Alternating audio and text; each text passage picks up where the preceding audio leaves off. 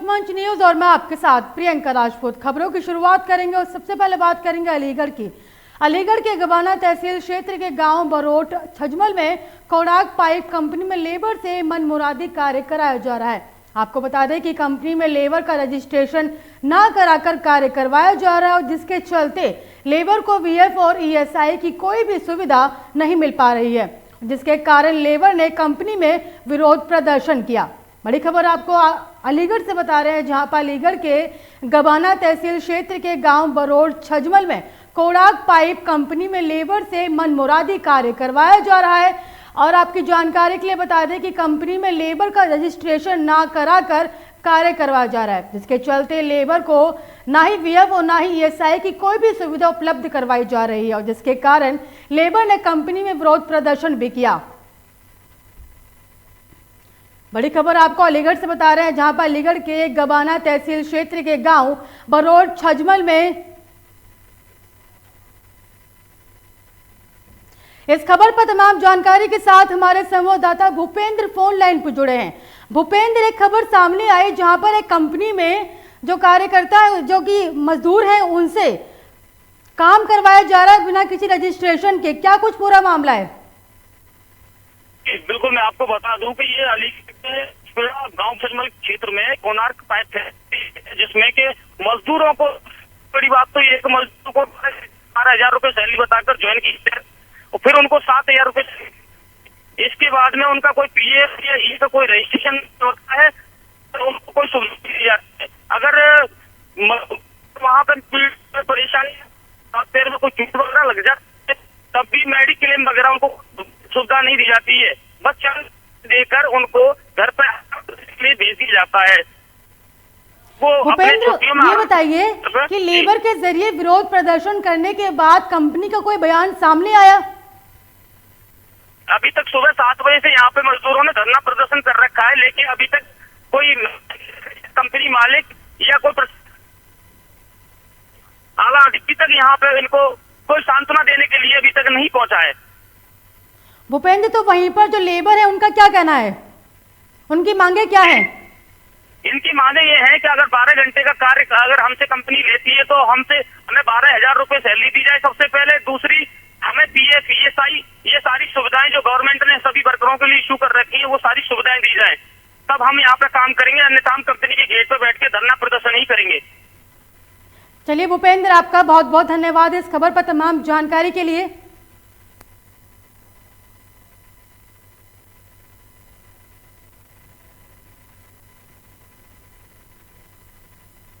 बात करेंगे बलरामपुर की। बलरामपुर की 4 विधानसभा सीटों में से 3 सीटों पर बीजेपी ने एक बार फिर से अपना परचम लहरा दिया है और वहीं गैसड़ी विधानसभा सीट से मौजूदा विधायक शैलेश सिंह को हराकर पूर्व समाजवादी पार्टी के राज्य मंत्री रहे डॉक्टर एसपी यादव ने 5,664 वोटों से जीत दर्ज की है। जिले में कुल 4 विधानसभा सीटें हैं और जिनमें बलरामपुर सदर, तुलसीपुर, उतरौला और गैसड़ा शामिल है। इन सभी सीटों पर बीजेपी ने अपने मौजूदा विधायक को मौका दिया और उन्हें प्रत्याशी बनाया था। प्रदेश में बीजेपी की सीधी लड़ाई सपा के बीच देखी जा रही थी, जो चुनाव के दौरान देखने को भी मिली। बलरामपुर सदर की बात करें तो यहाँ बीजेपी और सपा में जमकर मुकाबला हुआ, लेकिन अंत में राज्य मंत्री रहे पलटू राम ने 11,192 वोटों से जीत दर्ज की। तो वहीं तुलसीपुर विधानसभा सीट की बात करें तो यहाँ निर्दलीय प्रत्याशी जेवर रिजवान ने सपा के उम्मीदवार को पीछे छोड़ते हुए बीजेपी से मुकाबला किया। हालांकि यहां पर भी बीजेपी ने दर्ज की। आपको बता दें कि बलरामपुर में बीजेपी ने जीत का परचम लहराया है। तो वहीं पर गैसड़ी विधानसभा सीट से मौजूदा विधायक शैलेश सिंह शेलू को हराकर पूर्व समाजवादी पार्टी के राज्य मंत्री रहे डॉक्टर एसपी यादव ने 5,664 वोटों से जीत दर्ज की। बता दें कि बलरामपुर की 4 विधानसभा सीटों में से 3 सीटों पर बीजेपी ने एक बार फिर से अपना परचम लहरा दिया है। तो वहीं पर बात करें अगर गैसड़ी विधानसभा सीट की, तो गैसड़ी विधानसभा सीट से मौजूदा विधायक शैलेश सिंह शेलू को हराकर पूर्व समाजवादी पार्टी के राज्य मंत्री रहे डॉक्टर एसपी यादव ने 5,664 वोटों से जीत दर्ज की है। जिले में कुल 4 विधानसभा सीटें हैं और जिनमें बलरामपुर सदर, तुलसीपुर, उतरौला और गैसड़ी शामिल है। बहुत बहुत आभार व्यक्त करते हैं, उनके चरणों में प्रणाम करते हैं जो हमको ऐसा मौका दिया। रात दिन करके हम क्षेत्र में लगे रहते थे, गरीबों के लिए जो असहाय हैं उनके लिए लगे रहते थे। हमें मौका दिया है तो जो हमें कार्यकाल 5 साल मिला है ये अभी दिए हमको, जितना भी हमारा ताकत लगेगा तन मन धन से उनके साथ हम जुटे रहेंगे। हिंदू मुस्लिम एकता की विजय है और हमारे क्षेत्र की जनता की विजय है। ये चुनाव जो है समाजवादी पार्टी के कार्यकर्ता, फ्रंटल संगठनों के कार्यकर्ता और जनता लड़ी है। आम जनता को बहुत बहुत बधाई देते हैं, धन्यवाद देते हैं कि जिस तरह से जातिवाद और एक वर्ग विशेष के लोगों ने जिस तरह से ये कसम खा रखी थी कि हमें मोदी और योगी जी को हराना है, जब हम उसको सोचेंगे तो हम उन देवतुल्य कार्यकर्ताओं को, आम जनता को नमन करेंगे कि जिन्होंने राष्ट्र को और विकास को और योगी जी और मोदी जी को आगे लेकर के चलने के लिए उन्होंने संकल्प लिया। बात करेंगे दमोह की। पंजाब में आम आदमी पार्टी की बाहरी बहुमत से विजय घोषित हुई और जिसकी जीत की खुशी में दमोह में भी देखने को मिली है। आज आम आदमी पार्टी के जिला अध्यक्ष सुनील राय के नेतृत्व में पार्टी के समस्त पदाधिकारी और कार्यकर्ता दमोह के घंटाघर पर एकत्रित हुए। यहाँ पर सर्वप्रथम महात्मा गांधी की मूर्ति पर माल्यार्पण किया गया और इसके बाद सभी लोगों को मिठाइयां बांटी गई। घंटाघर पर आम आदमी पार्टी के कार्यकर्ताओं द्वारा जमकर पार्टी की जीत का जश्न मनाया गया, जिसमें आतिशबाजी की गई, लोगों को मिठाइयां भी बांटी गई और सभी ने एक दूसरे को बधाई देते हुए आम आदमी पार्टी के जिला अध्यक्ष सुनील राय का कहना है कि अब लोग जागरूक हो रहे हैं और वे एक ईमानदार पार्टी को चाहते हैं और जिसका परिणाम आप पंजाब में देख सकते हैं। अब पंजाब में भी शिक्षा का स्तर अच्छा होगा और लोगों को अन्य सुविधाएं भी उपलब्ध हो पाएंगी, जैसी सुविधाएं दिल्ली में उपलब्ध हैं। पंजाब का परिणाम उस प्रकार आया जैसे कि दिल्ली में आया था।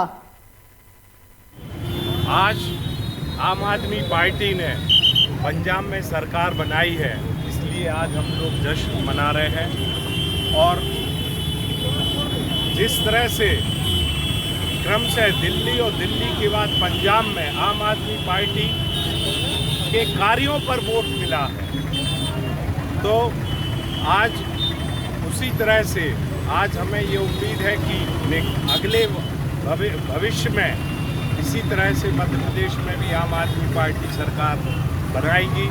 और जब झाड़ू चलती है, एक तो चलती नहीं और चलती है तो हर घर में चलती है। वाहे गुरु जी की फतह, वाहे गुरु जी का खालसा। आज हमारे सिख भाइयों ने ये बता दिया है कि जो गुड गवर्नेंस दिल्ली में चल रही है केजरीवाल साहब की, वही पंजाब में लाएंगे।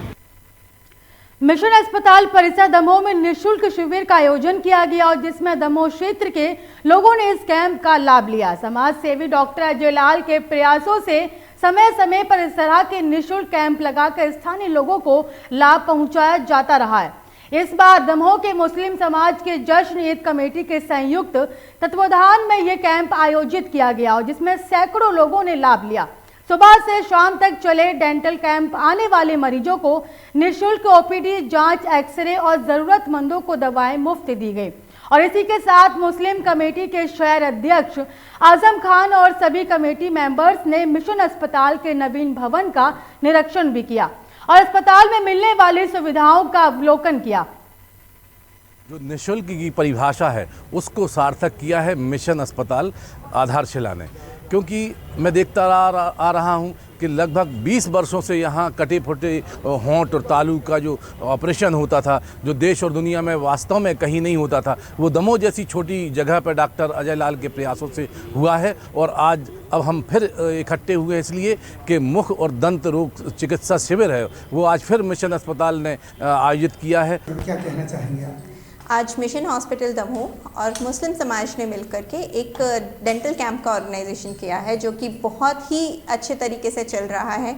अभी तकरीबन 1 बज रहा है, हम लोगों ने 40 से ऊपर पेशेंट्स देख लिए हैं। रुक करेंगे इंदौर की। बता दें कि इंदौर की सिमरोल थाना पुलिस ने एक इंटरनेशनल गैंग के 3 सदस्यों को गिरफ्तार करने में सफलता हासिल की है। पकड़े गए आरोपी 1 किलो सोना से ज्यादा होने पर ही लूट को अंजाम दिया करते थे और आरोपियों ने पुलिस से 75 लाख रुपए मूल्य के सोने की ज्वेलरी जब्त कर पूछताछ शुरू कर दी है। दरअसल पूरी घटना इंदौर से कुछ ही किलोमीटर दूर सिमरोल थाना क्षेत्र की है, जहां पर फरियादी मुदीर जैन, जो कि पेशे से सोने चांदी का व्यापारी है, उसने सिमरोल थाने में रिपोर्ट दर्ज करवाई थी कि वह सोने की ज्वेलरी बनाकर अलग अलग शहरों में सप्लाई करता हूं। और पिछले दिनों में सिमरोल थाना क्षेत्र की बाईग्राम में बस में सफर कर रहा था, तभी 3 बदमाश अकरम, आमीन और कमल आए और मेरा सोने से भरा बैग जिसमें 1 किलो 400 ग्राम सोने के आभूषण थे चोरी कर फरार हो गए। तो वहीं एसपी ग्रामीण भगवान सिंह विरदे ने बताया कि पकड़े गए बदमाश मुदित जैन का पीछा 3 महीने से कर रहे थे और जैसे ही फरियादी मुदित जैन ढाबे पर चाय पीने उतरे, वैसे ही मौका पाकर तीनों बदमाशों ने सोने से भरा बैग चोरी कर फरार हो गए। पुलिस ने तत्काल एक टीम गठित कर घटना स्थल से करीब 150 किलोमीटर तक सीसीटीवी फुटेज खंगालने पर तीनों बदमाशों की लोकेशन जान ली और जिस पर पुलिस की टीम ने दबिश देकर इंटरनेशनल गैंग के 3 सदस्य आमीन, अकरम और कमल को गिरफ्तार किया। पकड़े गए तीनों बदमाशों से पुलिस अब अन्य साथियों के साथ चोरी की घटनाओं के बारे में पूछताछ कर रही है। जैसे कि आप लोगों को जानकारी है, 18/2 को एक मुद्रित जैन है जो ज्वेलरी व्यवसायी है, खंडवा से आ रहे थे बस से। बाई गांव के वहाँ वो जो है कुछ नाश्ता वास्ता लेने के लिए उतरे, उनके बैग को किसी ने लिफ्ट कर लिया था। उस पर थाना सिमरोल में अपराध पंजीबद्ध हुआ और प्रकरण विवेचना में लिया गया। जैसे ही प्रकरण विवेचना अपराध पंजीबद्ध हुआ तो हमारे टीआई सिमरोल। लखनऊ से बड़ी खबर आपको बता रहे हैं, चुनाव परिणाम के बाद मायावती ने प्रेस कॉन्फ्रेंस की है। बड़ी खबर आपको बता रहे हैं लखनऊ से, चुनाव परिणाम के बाद मायावती ने प्रेस कॉन्फ्रेंस की और कहा कि पार्टी और मूवमेंट को फिर से आगे बढ़ाना है और कहा कि असहाय गरीबों की भलाई के लिए काम करना है। बहुजन समाज पार्टी संघर्ष करती रही और करती रहेगी। चुनाव में हार से घबराना नहीं है और बसपा के बारे में गलत प्रचार हुआ है।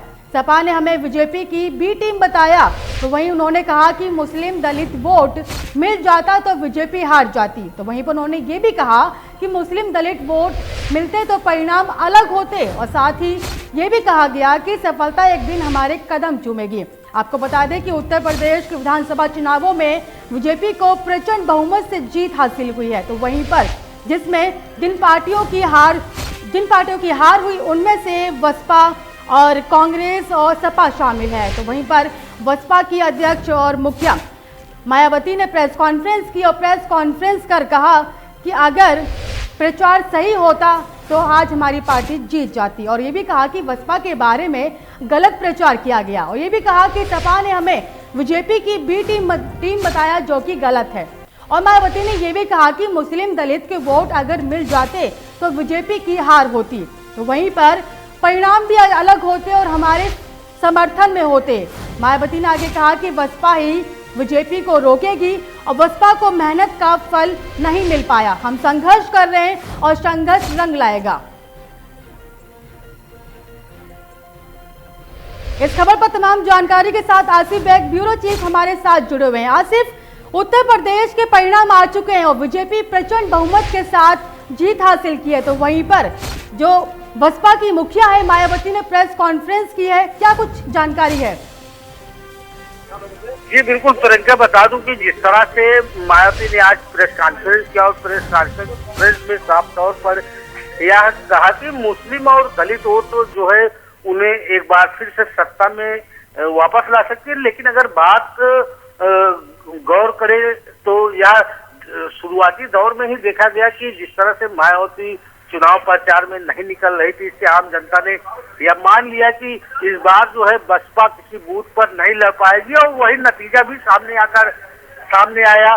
बसपा को सिर्फ 2 सीटें पूरे यूपी में मिलना एक महत्वपूर्ण विषय है, क्योंकि जिस तरह से बहुजन समाज पार्टी जो है गर्त में चली गई है और इसकी सीधे तौर पर जिम्मेदार मायावती है और चुनाव परिणाम के बाद ऐसा बयान देना या सिर्फ दांव ही दिखाई दे रहा है, क्योंकि जिस तरह से जो है मायावती का जो ग्राफ लगातार गिरता जा रहा है उससे कहीं न कहीं यह लग रहा है कि बहुजन समाज पार्टी पूरी तरह से निराधार हो चुकी है, उसके पास जनाधार नहीं बचा हुआ है। वही दूसरी तरफ अगर बात करें तो जो चुनाव परिणाम सामने आए हैं उसमें समाजवादी पार्टी दूसरी बड़ी पार्टी बनकर उभरी है, लेकिन जिस तरह से एक लहर चल रही थी समाजवादी पार्टी को लेकर, लोगों का हुजूम सपा सुप्रीमो अखिलेश यादव की रैलियों में दिखाई देता था, लेकिन वह भीड़ वोटों में कन्वर्ट नहीं हो सकी। ऐसे में एक बड़ी चूक भी लग रही है, क्योंकि सपा सुप्रीमो अखिलेश यादव और मायावती के बीच हमेशा से नूरा कुश्ती ही चल रही थी और जिसका फायदा सीधे तौर पर बीजेपी ने उठाया। अगर बीजेपी के वोट बैंक की बात करें तो बीजेपी में मुस्लिम, दलित, ब्राह्मण, ठाकुर, वैश्य सभी समुदाय के लोगों ने बीजेपी प्रत्याशियों को वोट दिया और यही वजह रही कि बीजेपी पूरी तरह प्रचंड बहुमत में आ गए। अगर नीतियों की बात करें तो चुनाव के पहले ही पूरी तरह से बहुजन समाज पार्टी पूरी तरह से ध्वस्त हो चुकी थी। लोगों की आस सपा सुप्रीमो अखिलेश यादव की तरफ कुछ दिखाई पड़ रही थी, लेकिन जो चुनाव परिणाम सामने आए उससे कहीं न कहीं जो है वोटों का छिटकाव आने वाले चुनाव में होगा और सपा सुप्रीमो अखिलेश यादव को जिस तरह से मायावती की स्थिति बनी हुई है उसी तरह कहीं न कहीं ये आसार लग रहे हैं कि सपा सुप्रीमो अखिलेश यादव। जी बिल्कुल आसिफ मेरा सवाल ये था कि जैसे कि इन परिणामों में बसपा की जो हार हुई है कहीं ना कहीं आगे की राह मुश्किल हो सकती है। जी बिल्कुल प्रियंका, बता दूं कि जिस तरह से जो है चुनाव परिणाम आए, लोकसभा के बाद अब विधानसभा चुनाव का परिणाम भी बसपा के पक्ष में नहीं गया। ऐसे में यही माना जा सकता है कि अगर बहुजन समाजवादी पार्टी की मुखिया बसपा सुप्रीमो मायावती ने अगर कड़ी मेहनत नहीं किया और बैंक साधने की कोशिश नहीं किया या फिर मेहनत नहीं किया तो यह पार्टी जो है खत्म होते देर नहीं लगेगी, सिर्फ कागजों पर ही बसपा रह सकती है। ऐसा आम लोगों में चर्चा भी बनी हुई है। दूसरी तरफ जो मायावती ने यह बयान दिया है कि उन्हें बी टीम घोषित की गई है, तो कहीं न कहीं यह भी सच दिखाई पड़ रहा है, क्योंकि जिस तरह से बसपा का वोट बैंक खिसक कर बीजेपी में शामिल हुआ, एससी वोटर बहुसंख्यक भारी संख्या में जो है एससी वोट बीजेपी में गया है, इससे बीजेपी की लगातार बढ़त हुई है और जो बीजेपी की नीतियां है, राशन का रिएक्शन भी लगातार देखने को मिल रहा है। तो ऐसे में आने वाले समय में बसपा एक बेहद कमजोर पार्टी के रूप में सामने आ सकती है। जी बिल्कुल आसिफ, बिल्कुल आपने सही कहा। चलिए आसिफ, आपका बहुत बहुत धन्यवाद इस खबर पर तमाम जानकारी के लिए। फिलहाल मुझे दीजिए इजाजत और देखते रहिए लोकमंच न्यूज।